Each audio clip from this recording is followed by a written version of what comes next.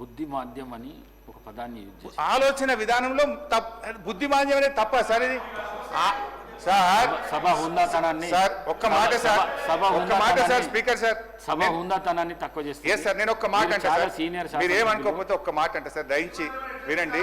నేను ఒక మాట అంటే ముఖ్యమంత్రి గారు సభానాయకుడు అక్కడి నుంచి నిలబడి బట్టలు ఊడదీసి కొడతా బట్టలిప్పి ఊరేగిస్తా అని సభానాయకుడు అక్కడి నుంచి మాట్లాడితే మీరు ఎందుకో వారికి చెప్పకపోతే అధ్యక్ష. నేను బుద్ధిమాంద్యం అంటే మీ ఆలోచన విధానంలో తప్పు ఉంది అన్న. ఇది తప్పైతుందా అధ్యక్ష? అది వారి విజ్ఞతకు వదిలేస్తుంది.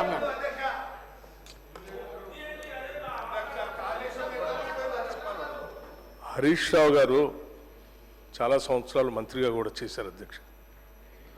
శాసనసభ వ్యవహారాలు కూడా చూశారు. వారు మాట్లాడుతూ ఉంటే నేను పెన్ను పేపర్ తీసుకొని రాసుకుంటా ఉన్నాను.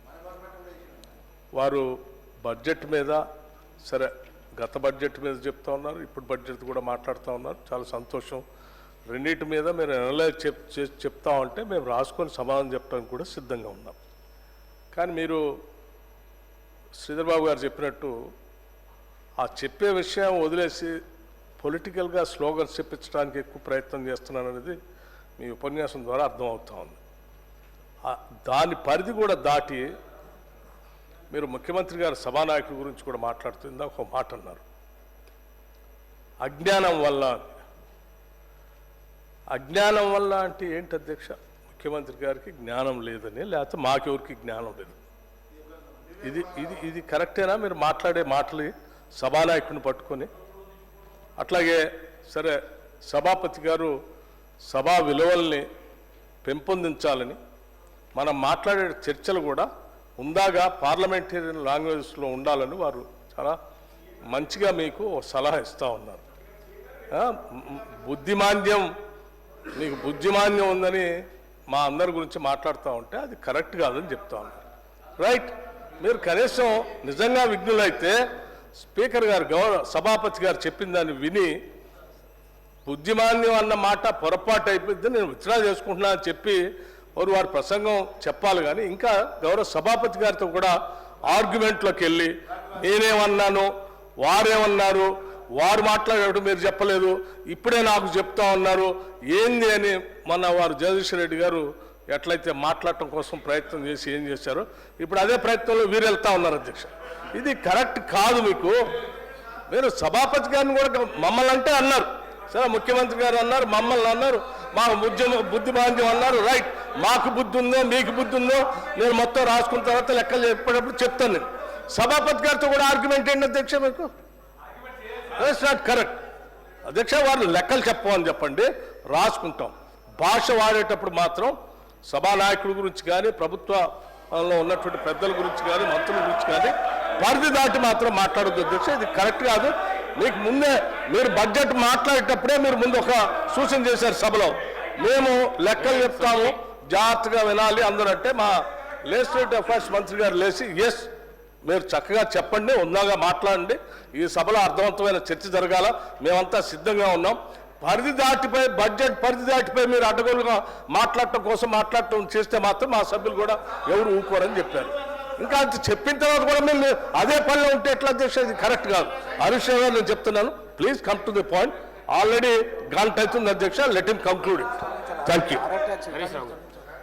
సార్ మీరు మాకు పెద్ద దిక్కు, మీరే మాకు పెద్దన్న లాంటి వారు, మీరంటే మాకు ఎంతో గౌరవం అధ్యక్ష.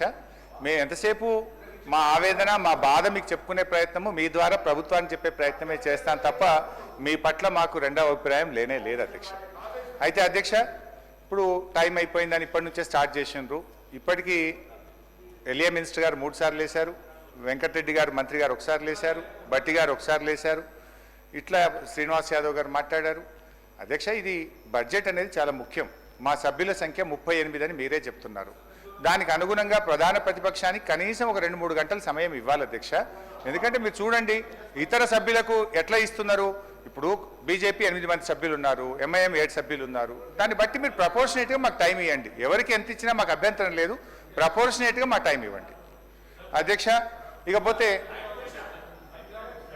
సార్ ఇప్పుడు అప్రాక్సిమేట్లీ లెజిస్లేచర్ పార్టీకి సంబంధించి యావరేజ్ టైం ఇండియన్ నేషనల్ కాంగ్రెస్కి సంబంధించి 65 మంది సభ్యులు ఉన్నారు అధ్యక్ష.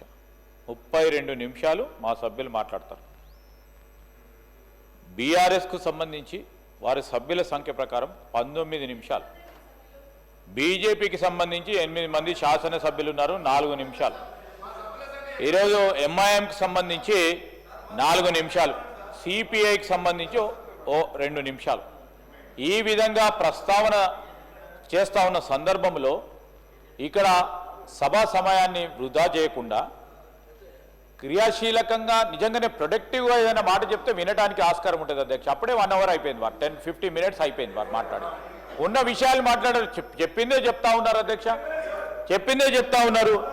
మేము కూడా వారు 2024 సంబంధించిన 2014 కాదు 24 సంబంధించిన బడ్జెట్కు సంబంధించిన అంశం మాట్లాడతాం. మేము కూడా అన్ని విషయాలు మాట్లాడతాం అధ్యక్ష, మాట్లాడతాం. ఇప్పుడు 2014 నుంచి ఈనాటి వరకు కూడా ప్రతి బడ్జెట్కు సంబంధించిన అంశం ప్రతి సంవత్సరం మీరు అమలు చేసిన విధి విధానం అమలు ఖర్చు పెట్టినదంతా కూడా మాట్లాడాల్సి వస్తుంది. అప్పుడు 6-8 గంటలు మాట్లాడతాం మేము. అరే ఏం సార్ ఇది? మీరు definitely sir I seek your intervention sir. మీరు కూడా స్పష్టంగా ఇన్ని నిమిషాలు మాట్లాడండి అని కఠినంగా ఖచ్చితంగా చెప్పండి అధ్యక్ష. మాకు కూడా చెప్పండి, వారికి కూడా చెప్పండి. ఆ విధంగా మీరు నేను కోరుతా ఉన్నాను అధ్యక్ష. It's not a direction. I'm putting an appeal before honourable speaker.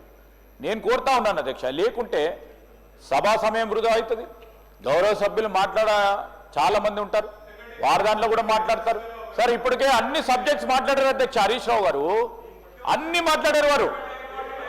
వారు తిరిగి అదే మాట్లాడే క్రమంలో మాట్లాడుతూ ఉన్నారు అధ్యక్ష. దయచేసి వారిని కూడా కోరుతా ఉన్నాం మీ ద్వారా.